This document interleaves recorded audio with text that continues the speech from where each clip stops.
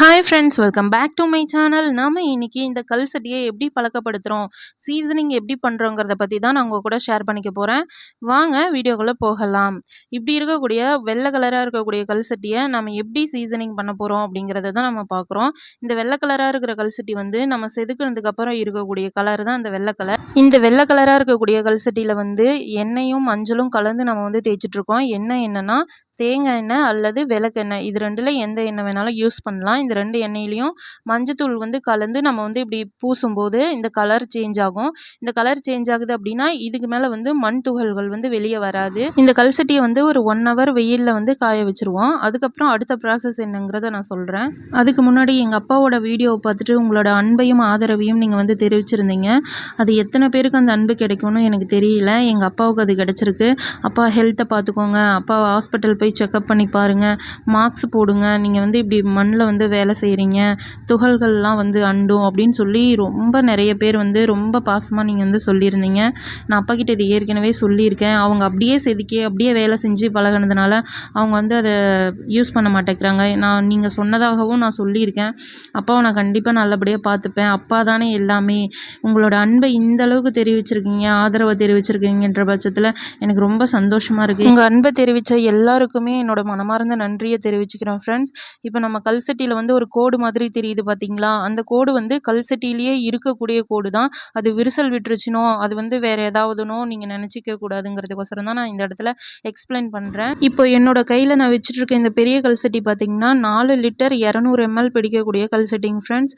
இந்த கல் சட்டி வந்து இவ்வளோ பெருசாக இருக்குது. இந்த கல் சட்டியில் வந்து ஒரு ஃபேமிலிக்கு வந்து சமைக்கலாம் ஃப்ரெண்ட்ஸ். ஒரு 6, 7, 8 பேர் இருக்கிற ஃபேமிலிக்கு வந்து தாராளமாக சமைக்கலாம். நான்வெஜ் வந்து 2 கிலோ சிக்கன் மட்டன்னாலும் சமைக்கலாம். ரொம்ப தாராளமாக இருக்கும். இந்த குட்டி கல் சட்டி வந்து 1/300 பிடிக்கக்கூடிய கல் சட்டிங்க ஃப்ரெண்ட்ஸ். இது வந்து வாய் கொஞ்சம் அகலமாக இருக்கக்கூடிய கல் சட்டி.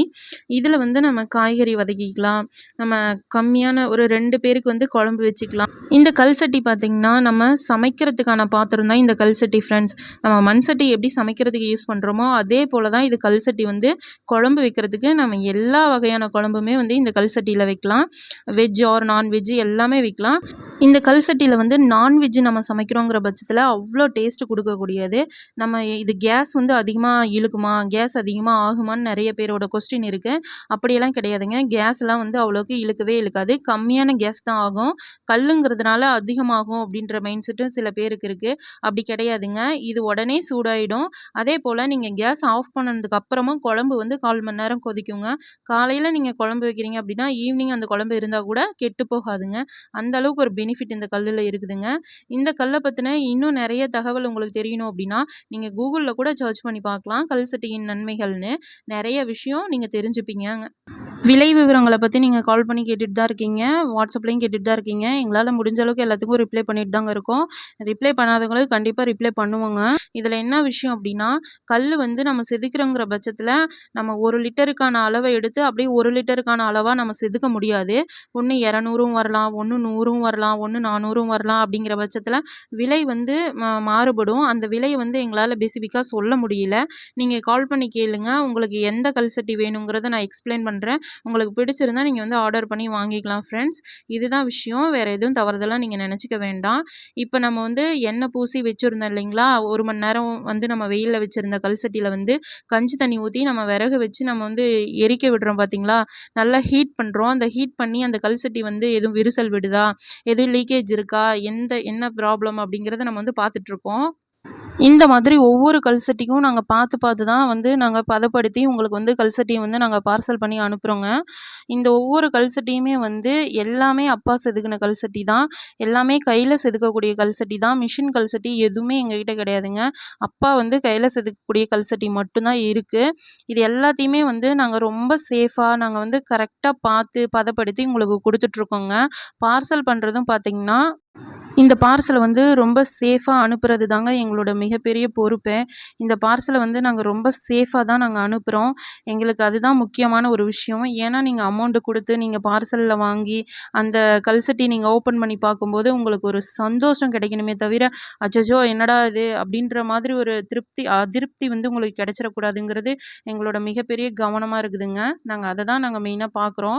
நீங்கள் கல் சட்டி பார்க்கும்போது நீங்கள் ஆசைப்பட்டு வாங்கின அந்த கல் சட்டி வந்து ரொம்ப சந்தோஷமாக உங்கள் கைக்கு வந்து சேரணுங்கிறது தான் எங்களோட மிகப்பெரிய பொறுப்பான ஒரு விஷயம். அதை நாங்கள் கண்டிப்பாக நல்லபடியாக செய்வோங்க. நீங்கள் இந்த மாதிரி பார்சல் வாங்குறீங்க அப்படின்னா நீங்கள் பிரிக்கும்போது கண்டிப்பாக ஒரு வீடியோ எடுத்து அனுப்பி விடுங்க.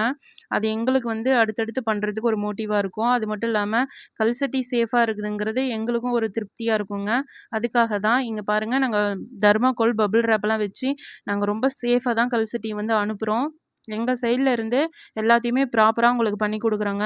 நீங்கள் வந்து இந்த சமையல் பாத்திரம் வந்ததுக்கப்புறம் நீங்கள் நல்லா வாஷ் பண்ணிவிட்டு நீங்கள் வந்து சமைக்க ஆரம்பிக்கலாங்க.